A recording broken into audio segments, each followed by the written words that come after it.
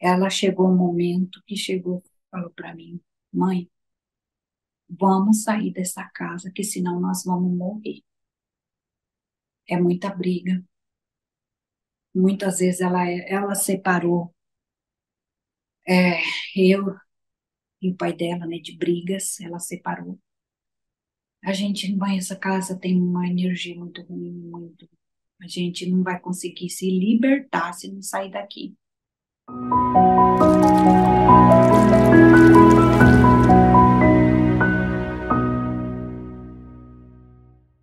Minha infância foi assim maravilhosa. Eu fui, foi um momento assim que eu fui educada com muita pureza, sem maldade nenhuma. Comecei a estudar com 9 anos, devido à, à distância de escola, essas coisas todas. No entanto, eu lembro assim que meus pais nunca foi de falar assim, de colocar medo no meu semelhante. As pessoas assim, eu nunca não falavam assim, olha, cuidado com os perigos, alguma coisa. Como eu fui criada num sítio, os meus pais, assim, o que eles colocavam medo em mim era a questão de bichos peçonhentos, animais silvestres, porque era um local, assim, de mata fechada na época da minha infância, em todos os lados da minha vida. Então, assim, a infância, assim, foi, assim, com muita brincadeira, brincar, assim, com coisas naturais. E eu percebo assim que essa ingenuidade eu levei assim para a vida, achando que as pessoas todas eram boas, e foi onde aconteceu esses episódios que serão relatados. A minha adolescência foi assim. Eu comecei a estudar com 9 anos, então eu terminei o ensino fundamental 1 aos 13 anos. E, na época, assim, era um local muito distante, muito ermo da cidade, e a minha mãe veio com a seguinte proposta para mim: você quer continuar teus estudos? Eu sempre gostei muito de estudar. Lembrando, assim, que aos 9 anos eu comecei a estudar, mas, no entanto, eu fui para a escola já lendo e fazendo as 4 operações, porque eles me ensinavam em casa com pouco estudo que tinha. Então, na minha adolescência, por não haver escola ali, naquele local que eu pudesse continuar os estudos, eu fui para um colégio interno. Então, comecei a estudar no colégio interno aos 13 anos. Aí, nesse período, eu fiquei, concluí, foi assim, quinta, sexta e sétima série, mas como era muito distante da família, eu sentia muita saudade, muita vontade, então eu consegui ficar o máximo que eu pude nesse colégio interno, né? Aí voltei para a casa dos meus pais. E também, como que ia continuar os estudos? Não tinha como. E trabalhei em café, né, colheita de café, para adquirir as minhas coisas que eu queria. Inclusive, eu tinha loucura para ter uma calça jeans e um tênis, um par de tênis. Aí fomos trabalhar. Minha mãe disse assim: "Ó, vamos ter que colher café para você comprar essas coisas." Beleza, vamos lá trabalhar. Aí a minha primeira calça jeans e meu primeiro par de tênis foi conquistado desta forma. Aí, passado algum tempo, ela falava assim alguma coisa assim no sentido de você tem que continuar seus estudos. E a única maneira de continuar os estudos foi em trabalhar na escola, né? Existia um projeto na década de 80 por nome de Logos 2. Esse Logos 2 era o magistério na época, era em via supletivo.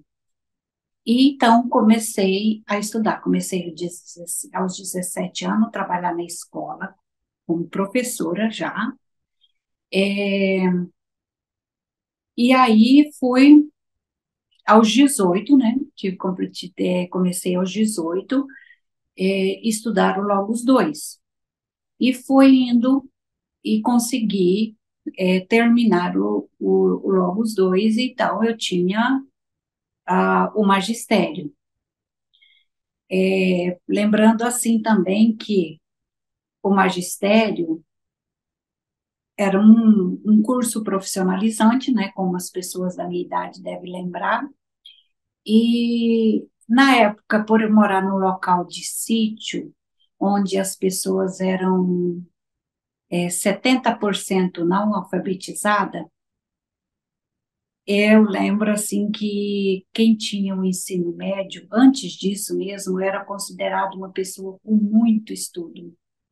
Antes de trabalhar na escola, começar, né, eu trabalhei em um pequeno posto de correio e que as pessoas tinha agência na cidade e nesse sítio tinha um posto de correio que as pessoas levavam as cartas até lá. Eu escrevi muita carta. Eu escrevia cartas demais nessa determinada comunidade. Então, assim, ganhava muitos presentes que as pessoas compravam para mim, em termos, assim, de tecido, uma blusinha, até porque confecções na época eram um pouco restritas. Então, foi um período, assim, que foi dessa maneira que concluí o ensino médio.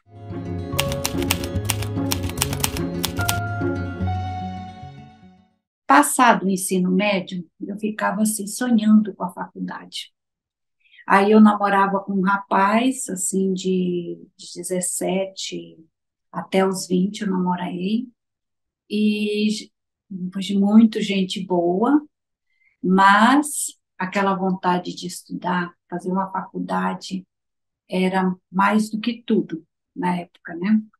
Então, eu fiquei sabendo de uma cidade a 200 quilômetros de distância de onde eu morava, que já tinha faculdade, que era do estado, né? E que estava. E eu soube do vestibular. E eu resolvi fazer o vestibular a nível assim, só de ter experiência, porque eu nunca imaginava que eu ia estudar. Por quê? Porque eu fiz supletivo, no ensino médio, tudo, então, principalmente as exatas, eu não tinha base, porque eu fui, na minha vida, fui assim, autodidata, né? Estudava para prestar as provas na cidade. Então, eu resolvi fazer vestibular, para título de experiência.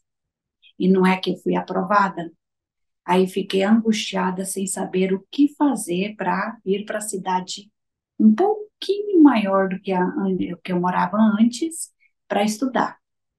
Aí eu só sei que meu pai falou assim: eu não te impeço de você ir e estudar, só que no financeiro eu não posso te ajudar, né? Aí resolvi, eu tinha que já não dava para trabalhar na educação, porque na época o estado que eu moro atrasava muito o salário nessa época, né? E aí atrasava e como que eu ia me manter nessa cidade? Então, eu resolvi trabalhar de doméstica para estudar à noite. E lá se foi um período de pelo menos 6 meses. Trabalhei numa casa de família, morava nessa casa de família, uma família pessoas que eu sou muito grata, e estudava à noite. Aí, lógico, né, que esse namoro que eu tinha foi por terra, porque a vontade de estudar falou mais alto. E eu escolhi os estudos. Bom, com muita garra, estudando, eu lembro assim que eu, durante esse período de faculdade, eu tinha duas calça jeans e um calçado, e eu, no caso, saí da casa da família, fui trabalhar de recepcionista numa empresa, Então, a calça jeans e o calçado eu usava para trabalhar. E ia de Havaiana para a faculdade, e com essas duas calçadinhas eu tinha que revezar para trabalhar e para estudar. E foi lá a minha luta, e até conseguir concluir a faculdade com êxito, consegui. Os 4 anos. Lembrando assim que eu fiz faculdade de letras, eu gosto muito de linguagens. Na época só tinha 3 cursos de licenciatura e eu escolhi letras porque eram os únicos cursos superiores que tinham. Mas eu queria fazer um curso superior. Era a minha vontade, meu sonho.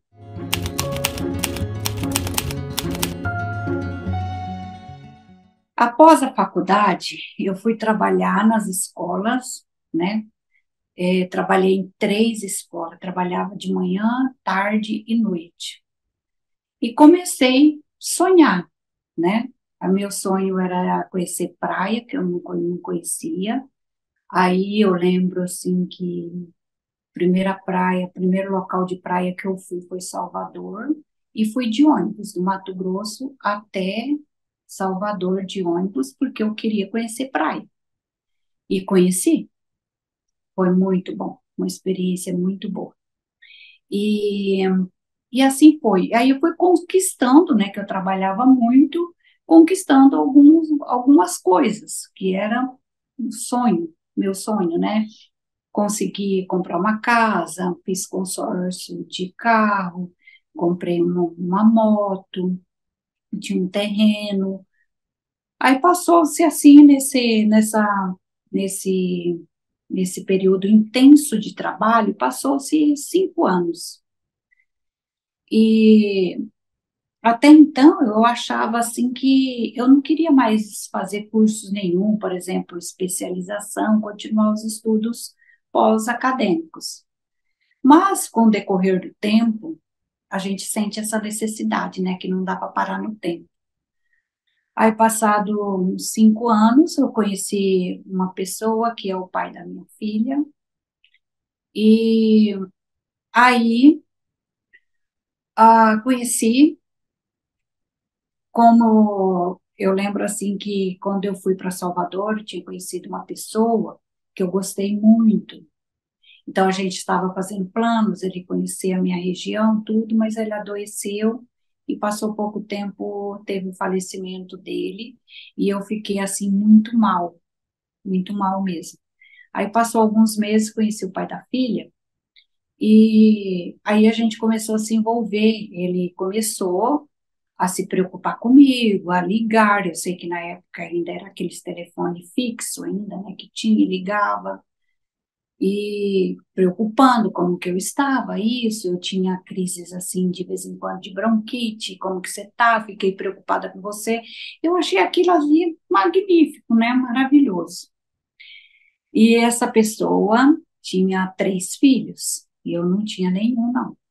Tinha 3 filhos, e aí eu comecei a visitar a casa dele, a gente começou a se envolver, e as crianças começaram a ficar pegadas comigo, até porque eles tinham perdido a avó há pouco tempo, e ele já estava separado, e as crianças, na época tinha uma adolescente e mais 2 menores, estavam assim precisando de cuidados básicos, o básico dos básicos, e ele ficava falando assim que não sabia ensinar essas coisas, crianças, né?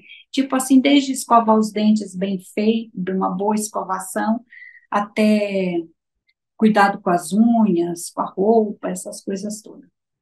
E ali eles foram se envolvendo e eu vi aquilo ali, uma família, era aquilo que eu queria. Fui me envolvendo assim e de repente eu já estava morando lá na casa dele. Aí a casa que eu tinha, ele falou assim: "Ah, vamos alugar", tá? Foi alugada a minha casa.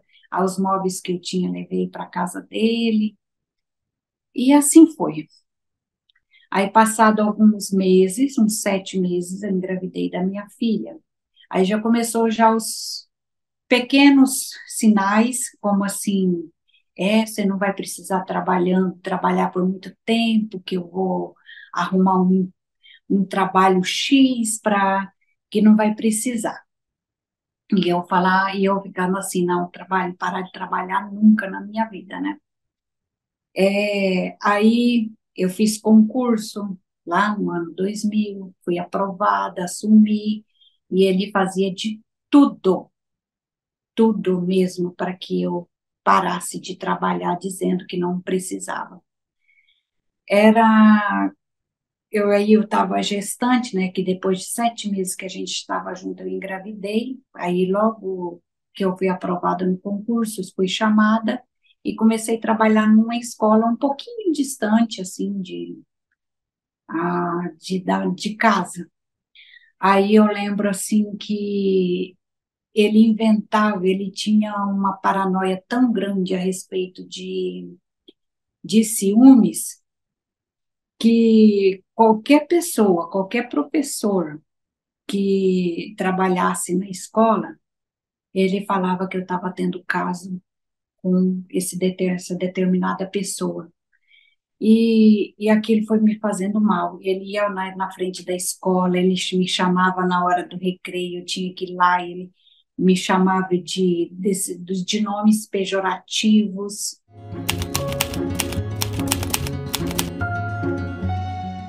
Lembrando assim que eu não era jovem, né? Muito jovem, eu já tinha 29 anos quando conheci ele. E, e assim foi de mal a pior. Desde o começo foi ruim. Diz que todo começo é bom, mas no meu caso, desde o começo foi ruim. Aí foi indo, foi passado você poderia já ter saído desse relacionamento. Mas o problema é que eu também, na minha infância, eu lembro assim, e adolescência, eu fui criada de uma maneira que a minha mãe falava assim: o que que os outros vão falar? Então eu ficava com aquilo, falei, poxa vida, eu gestante, estou vivendo com esse homem, já vou separar e voltar. Aquilo ali para mim era terrível. O que que os outros vão falar? Eu tive isso por muito tempo na minha cabeça. O meu pai já não era assim. Inclusive, ele incentivava eu a estudar. Ele falava assim que mulher tem que estudar até mais do que homem, porque se o relacionamento não der certo, a mulher tem que estar bem resolvida, tem que ter uma profissão para sustentar os filhos. Então, essas palavras ecoam na minha cabeça até hoje. Então, foi. Aí eu lembrava assim que aí a minha filha nasceu, e uma das coisas que eu coloquei na minha cabeça que eu não queria ter mais filho. Não queria. Aí eu olhava assim, eu pensava assim, a qualquer momento esse relacionamento vai acabar e eu vou ter que criar filho sozinha, porque do jeito que eu vi, o jeito que os filhos deles estavam, né, quando eu me relacionei com ele, né, praticamente assim, abandonados dentro de casa, não seria diferente com a minha filha. Mas ele me fazia uma pressão psicológica muito terrível, né? E dessa maneira fui fui levando, e todo ano ele me falava que eu tinha que parar de estudar, porque salário de professor não era mixaria, e era isso, era aquilo. Isso foi mais ou menos por uns 2 anos, essa pressão psicológica de querer que eu abandonasse o trabalho, que ele ia arrumar um serviço X, e lembrando assim também que ele não tinha escolaridade nenhuma, praticamente, tinha um ensino médio incompleto. E ele falava assim, eu tenho carteira de motorista categoria E, vou arrumar um serviço, vou... Isso lá nos anos 2000, ele falava assim que é arrumar um serviço que ganharia 5 mil, imagina, né? Aí, e eu fui levando, eu falava assim, olha, vou ficar só esse ano, eu não posso sair, porque eu, senão eu vou perder o 13º, e o 13º a gente pode comprar coisas para as crianças no final do ano. Aí ele concordava e esquecia, foi aquele ano. Depois disso, ele percebeu que era muito bom ter uma mulher com um salário fixo por mês. Por quê? Porque ele não parava em trabalho nenhum. Aliás, às vezes ele nem procurava, porque quando ele trabalhava em motorista de ônibus, ficava lá, beleza, a gente tinha uma vida financeira assim até equilibrada, com, assim nas contas e tudo mais, mas quando ele era demitido, também ele resolvia que não ia procurar mais serviço, que já estava velho, que ninguém ia arrumar emprego para ele. E era aquela, se eu falasse alguma coisa ao contrário, já era motivo de briga, e então às vezes eu me calava para não ter briga, para assim, não tinha energia mais para brigar, de tanta briga que era.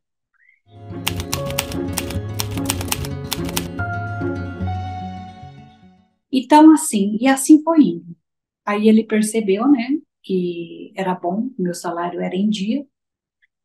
Ele pegou meu cartão, me fez, me obrigou a passar a senha, essas coisas, e ele ficou com meu cartão por uns 12 anos. E nesse meio tempo, ele começou a mexer com coisas assim de. Ele queria fazer uma determinada construção, começou a trocar meus cheques com agiota, e ele me obrigava com na cabeça para assinar esses cheques. Então ele carregava com ele todos esses cheques na cabeça, com ele assinados.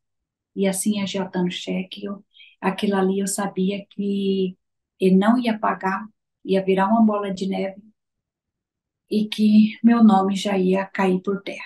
E foi o que aconteceu. Tudo eu previ.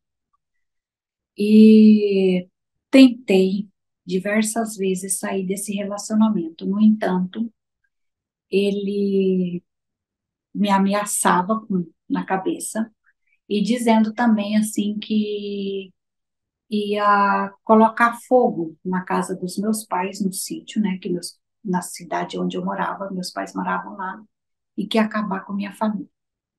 Aquilo ali me dava um desespero tão grande que aí aquilo lá me dava um desespero. Aí eu percebi assim que parecia que a minha vida não ia ter saída.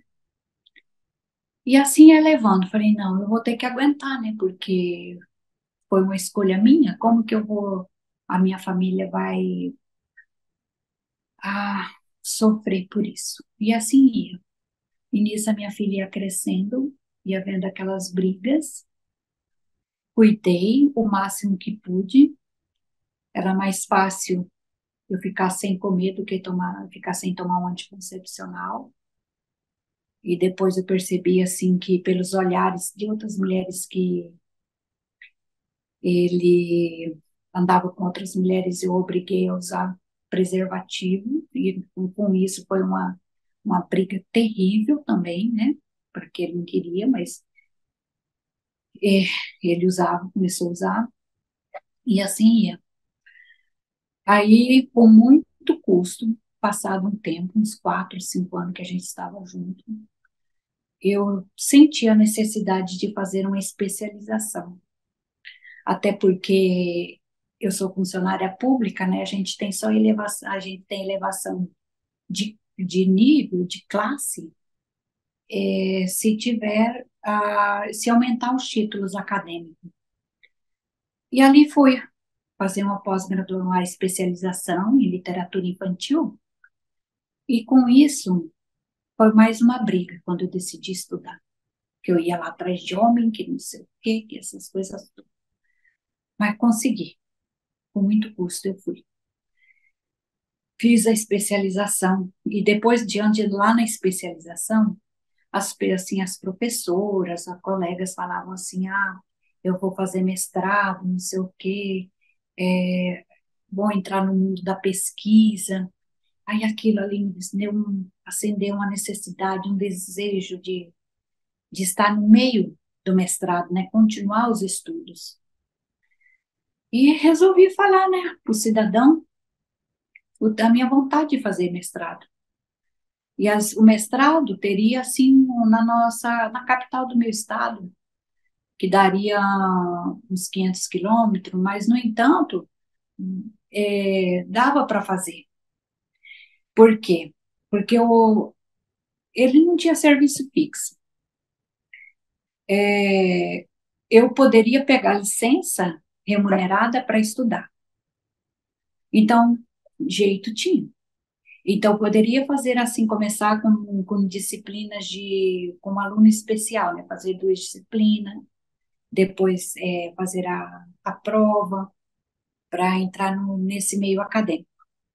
Aí fui falar, foi mais uma guerra, não teve jeito, não teve argumento. Aí eu já estava num momento assim muito depressiva, mas aquele sonho de cursar o mestrado ficou lá no fundo da gaveta, que eu lembrava com carinho, falei, um dia eu vou sair desse relacionamento e vou continuar os meus estudos.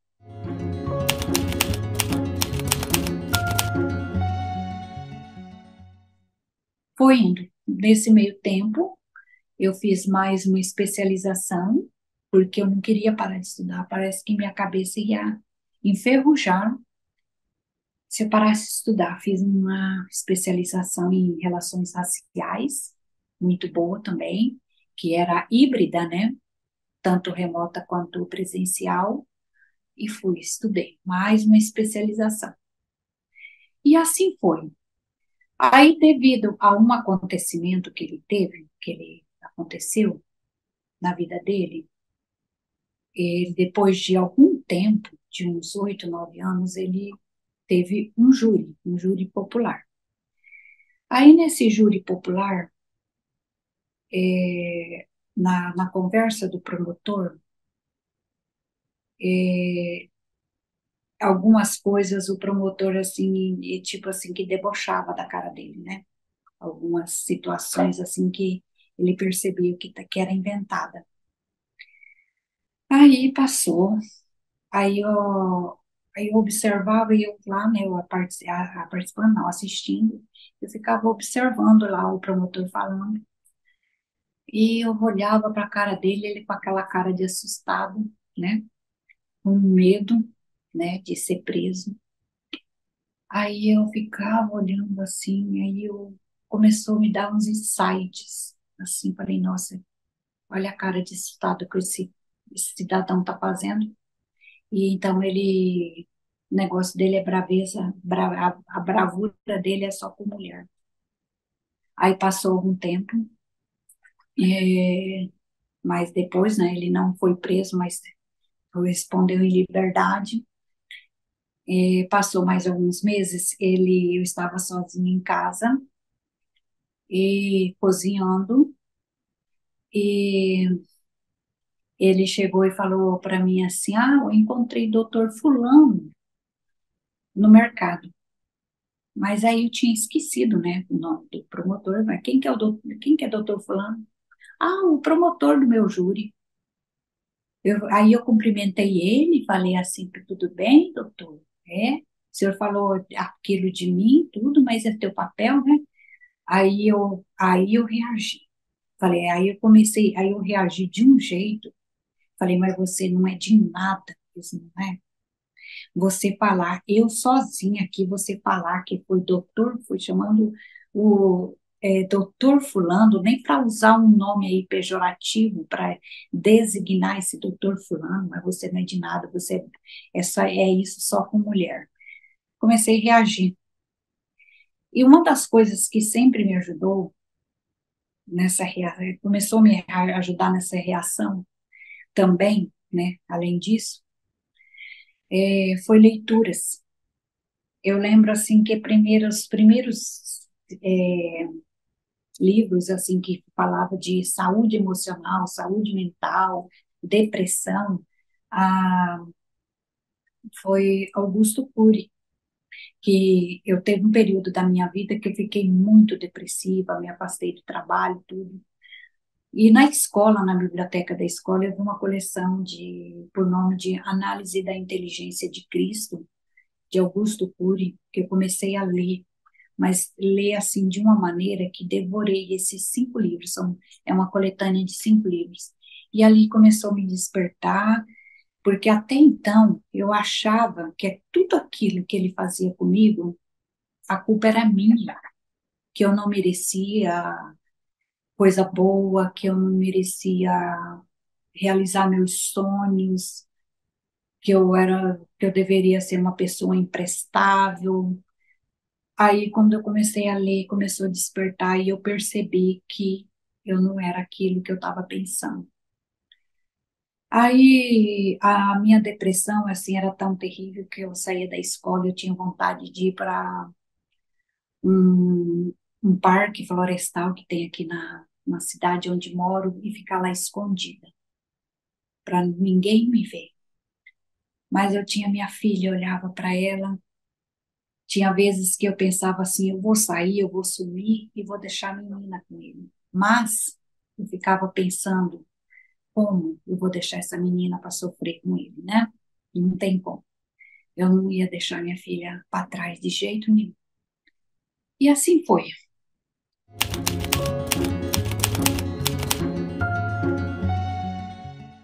Aí chegou um momento que a gente começou a dormir em quartos separados. E ali, mas mesmo assim, ele já arrumou uma pessoa, né? Quando a gente começou a dormir em quarto separado, já arrumou uma pessoa que eu fiquei sabendo, né? Dei graças a Deus que ele arrumou uma pessoa. Nossa, fiquei muito, muito bem. Aí ela, mas só que mesmo assim, ele não parava de perturbar. Ele arrumou uma pessoa, ele foi viver com essa pessoa, mas todos os dias ele falou que a casa seria para mim e para os filhos, né? Que os filhos dele estavam com a gente, era para a gente ficar lá, que ele ia se virar, mas todos os dias estava lá, com controle, com a chave, mesmo que a gente trocasse, ele ia arrumar.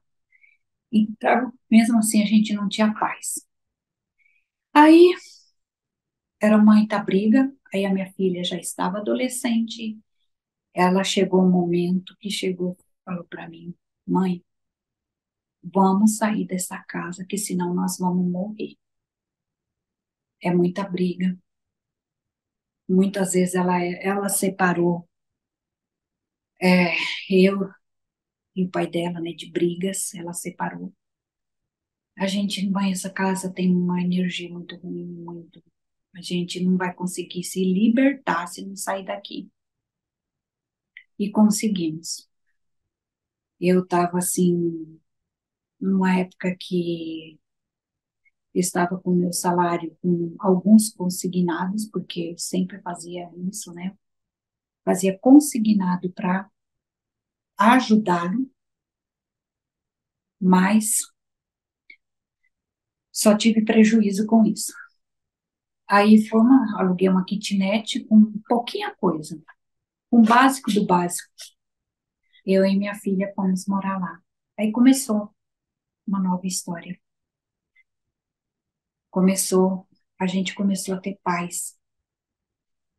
Até porque a minha filha, quando saía da escola, ela mandava mensagem para mim e falava assim: mãe, eu vou para a casa da fulana. A mãe dela me chamou para ir, eu vou para lá. Ela não tinha prazer de ficar em casa, nenhum. E aquilo ali ia me corroendo. Aí, a partir do momento que a gente mudou, ela tinha tanto prazer de ficar em casa, a ponto de falar assim: ah, vamos comer um lanche? A gente passava e estava na rua, né? Vamos comer um lanche? Ah, vamos parar aqui, vamos comer um lanche. Não, vamos comprar e comer em casa. Isso para mim foi tão prazeroso que não tem explicação. Começamos a ter aquele prazer de ficar em casa. Ainda que eu precisei pegar protetiva, né, por causa das ameaças dele. Aí, nesse período que eu saí da casa, eu pensei assim, agora é hora de resgatar o meu sonho. vou buscar meu sonho, que era continuar meus estudos. Aí teve, já, graças a Deus, já começou a ter mestrado aqui na cidade onde eu moro. E aí a primeira prova que eu fiz, eu não fui aprovada, mas eu tinha como fazer duas disciplinas como aluno especial. Aí eu fiz uma disciplina para me sentir naquele meio acadêmico do mestrado, naquele mundo, e fui. Me sentia a mulher assim mais realizada do mundo ali, estudando. Aí no outro semestre fiz mais uma disciplina, aí fiz a avaliação, o projeto, né, as três etapas, né, que o mestrado pede, e fui aprovada com glória.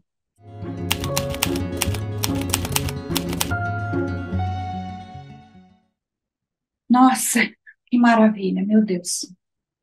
Concluí uma etapa das coisas que eu mais queria. E passou um tempo, eu aposentei, né, na educação, porque encerrou, né, já estava no tempo de aposentar. E fiz prova para o doutorado em linguística e fui aprovada também. Então, em 2026, vou terminar o doutorado para encerrar esses sonhos que ficaram engavetados lá na gaveta por 14 anos. 14 anos. Então, sobre isso, o que que aconteceu? Eu tive a minha filha desenvolveu a, a credibilidade que dela que tinha em mim, ela sempre falava, nos meus piores momentos, mãe, você vai conseguir, eu acredito em você e nós vamos vencer na vida.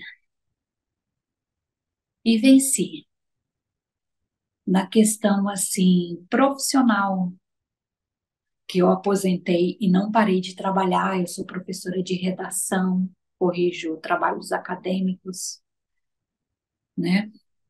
Trabalho redação pela plataforma Zoom, onde tiver, eu trabalho redação. Gosto demais. Foi uma nova descoberta que eu tive depois da aposentadoria e fui estudar, né? Estudar mesmo redação. E a minha filha falou assim, mãe, eu quero fazer psicologia. E aí eu lembro assim que eu falei, pensei assim, eu vou, eu vou te dar o curso de presente para você, até porque psicologia não tinha aqui pela universidade pública, né? Aí eu fui na frente, eu lembro assim que eu fui na frente da universidade que ela estuda, pedi muito a Deus assim, Deus que eu cumpra com a promessa que eu faço, que eu fiz a ela, que eu não atrase nenhuma mensalidade e que eu dê esse sonho a ela também, assim como eu gosto de estudar. E estou conseguindo cumprir, né? Lógico, ainda não está certinho. Esse ano, agora, essa semana, dia 5 de dezembro, ela concluiu o curso de psicologia dela. Ficou os 5 anos estudando. E eu, enquanto mulher, enquanto mãe, muito realizada, né? Já vai começar os atendimentos profissionais dela. Estou muito realizada. Sou muito feliz com minha vida. Tenho a minha casa própria, né? E depois disso, que eu concluí o mestrado, essas coisas, eu consegui ir atrás juridicamente de algumas coisas. E, diga assim, no quesito relacionamento, eu sou muito resistente ainda. Eu sou muito resistente, eu sou muito observadora, né?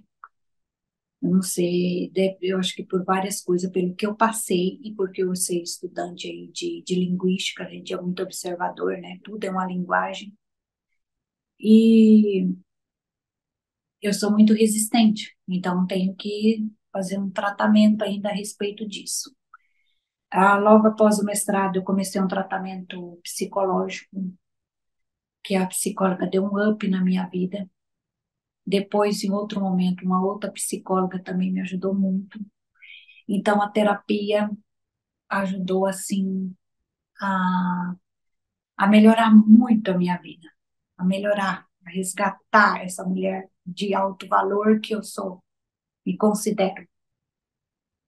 E na questão, assim, relacionamento, se vier, beleza, se não vier, eu estou muito bem comigo mesma e estou muito feliz comigo. Então, eu percebo, assim, que para uma mulher que estava em estado de coma ambulante e que estava vulnerável na fé, né? E fui em várias igrejas, inclusive pastores falavam assim, e jogava a culpa, será que a culpa não é sua, irmã? Uma coisa assim. E eu me posicionava. Então, para uma mulher assim que passou por tudo isso, o estado de coma ambulante, sempre eu uso essa metáfora, porque era meu estado emocional na época. Essa mulher ressuscitou das cinzas e hoje está muito bem, muito feliz, trabalha no que gosta e ajuda muitas pessoas para fazer assim questões de projetos e redação, ajuda muito o jovem a ter seus 800 mais, 900 mais, né, no Enem. Então, eu estou muito feliz e realizada e aproveitando assim ao máximo ainda a companhia da minha filha e tudo mais. Então, eu percebo assim, não precisava eu ficar os 14 anos, foi aí a questão do tempo, eu tenho um problema ainda com o tempo. E esses 14 anos, quando eu fico pensando, às vezes, nos 14 anos perdidos, assim, da minha vida, na questão, assim, que eu não cresci no intelectual, não cresci no financeiro, fiquei, assim, e perdi minha saúde, né, emocional na época. No entanto, estou aqui restabelecida. Então, o que que eu penso, assim, quero dizer? Eu percebo, assim, que eu não tinha a cabeça de hoje, lógico, não tinha os estudos que eu tenho hoje, assim, a respeito do feminismo, a respeito de autoestima, essas coisas todas. Então, eu não posso me cobrar muito. Eu não posso, assim, me cobrar na época. E hoje em dia, o que que eu sinto por essa pessoa? Eu não sinto raiva, mas eu não sinto nada. Não sinto ódio, não sinto raiva, não sinto nada. Converso. Por quê? Porque ela tinha mais dois irmãos que moravam com a gente, né? Porque eram três, mas a menina resolveu morar com a mãe. E os rapazes, principalmente um que mora aqui, ele sempre está fazendo alguma coisa na casa dele, ele me chama, eu tenho o maior carinho por eles e eles também têm por mim, que eu fui uma boa madrasta. E eu vou. E ele convida o pai. E eu converso, mas assim, superficialmente, e não sinto mais nada, só olho assim e penso assim, eu consegui sair, eu consegui, estou aqui e estou conquistando meus sonhos e é isso que é importante.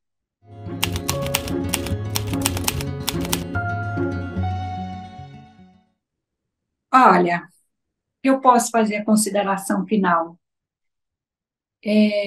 Nós mulheres não sabemos a força que nós temos. É uma força gigante interior que nós temos, sabe? E nesse período de tempo eu não levei ninguém, não arrumei ninguém assim para viver debaixo do mesmo teto na minha vida. Namoros tive tudo, mas eu sou muito observadora com os sinais e eu não tenho medo de encerrar. Por mais que eu goste, eu não tenho problema com encerramento de relacionamento. E para todas as mulheres que, que estiverem numa relação abusiva, olhar para dentro de si mesma e perceber assim, eu posso mais do que isso, eu mereço mais do que isso, eu mereço estar bem. E, e tudo é válido. Se não está bom, se tem como ponderar, se tem como reajustar, se o outro tem diálogo para melhoria, beleza. Se não tem, se o outro não quer melhorar, não adianta a gente ficar insistindo que mulher nenhuma tem o poder de mudar homem. Mulher nenhuma.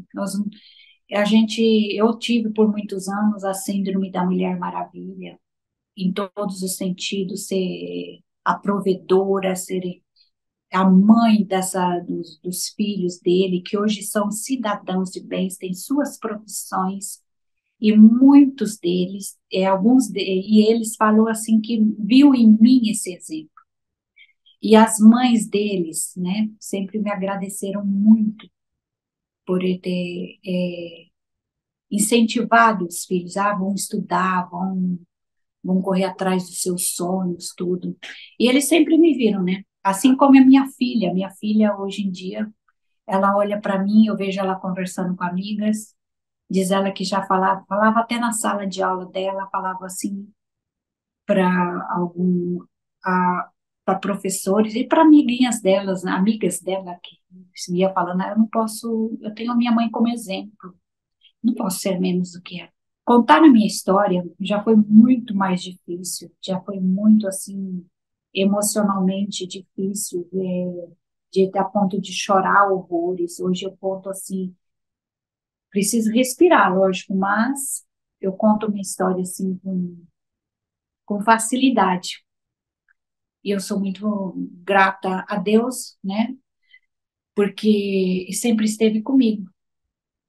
E, e hoje em dia, assim, eu sou muito agradecida, vida. Eu não reclamo de nada, eu sou muito agradecida. E quando assim que precisa de terapia, eu vou atrás da terapia, sim, porque terapia é vida. Isso que eu vi na minha vida também.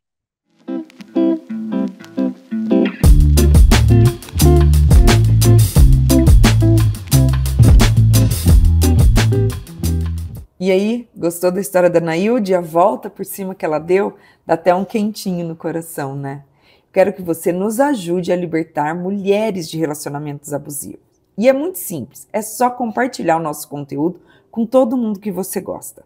E se você quiser contar a sua história aqui no nosso canal, é só preencher o formulário que está na descrição do vídeo. A próxima história é da Maiara. A Maiara se divorciou no dia do casamento. É isso mesmo. Para você entender certinho, você vai ter que assistir o vídeo. E para não perder e ser avisada, é só se inscrever no canal e ativar o sininho.